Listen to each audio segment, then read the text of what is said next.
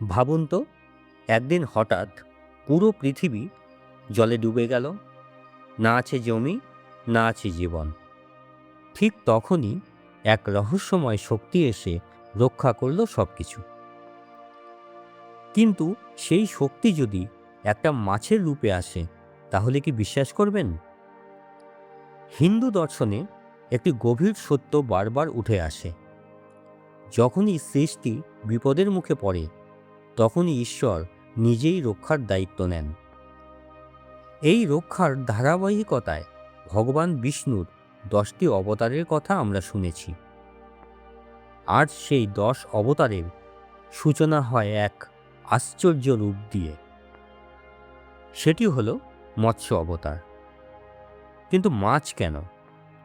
এই প্রশ্নের উত্তরেই লুকিয়ে আছে এক অসাধারণ রহস্য। এই অবতার শুধু একটি পুরাণের কাহিনী নয়, এটি এমন এক ঘটনা যা ছাড়া হয়তো মানব সভ্যতার অস্তিত্বই থাকত না। আর সবচেয়ে অবাক করা বিষয়, এই গল্পের মধ্যে লুকিয়ে আছে ভবিষ্যতের ইঙ্গিত। অনেক কাল আগে, যখন পৃথিবীতে এক ভয়াবহ বিপর্যয়ের পূর্বাভাস দেখা দিচ্ছিল, তখন এক মহান আত্মা ছিলেন, সত্যব্রত নামে এক রাজা, যিনি কঠোর তপস্যায় নিমগ্ন ছিলেন। একদিন নদীর তীরে ধর্মীয় আচার পালন করার সময় হঠাৎ তার হাতের জলে একটি ছোট্ট মাছ এসে পড়ে। মাছটি যেন সাহায্য চাইছিল। এক অদ্ভুত অনুভূতিতে সত্যব্রত সেটিকে রক্ষা করার সিদ্ধান্ত নিলেন। প্রথমে ছোট পাত্রে রাখা হলো, কিন্তু অল্প সময়ই মাছটি বড় হয়ে গেল। পাত্র বদলানো হলো, তারপর পুকুর, তারপর নদী, শেষে সমুদ্রও যেন তার জন্য ছোট হয়ে গেল। তখনই সত্যব্রত বুঝতে পারলেন এটি সাধারণ মাছ নয়।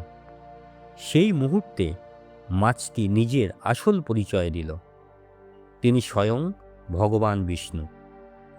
ভগবান জানালেন, খুব শীঘ্রই পৃথিবী জুড়ে প্রলয় নেমে আসবে। তিনি সত্যব্রতকে নির্দেশ দিলেন একটি বিশাল নৌকা প্রস্তুত করতে, যেখানে সংরক্ষিত থাকবে জীবনের বীজ, জ্ঞান ও ঋষিদের ধারাবাহিকতা। যখন জল সবকিছু গ্রাস করবে, তখন তিনি মৎস্যরূপে এসে সেই নৌকাকে নিরাপদে পথ দেখাবেন। অবশেষে সেই ভয়ঙ্কর দিন এলো। চারিদিকে শুধু জল আর জল।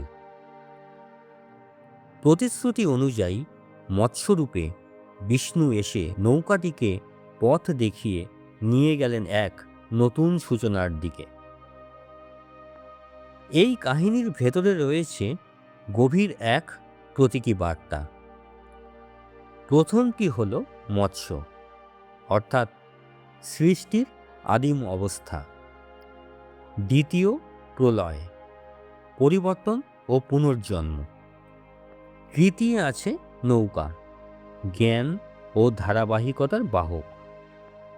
অর্থাৎ যখন সব কিছু ভেঙে পড়ে, তখন সত্য ও জ্ঞান আমাদের রক্ষা করে।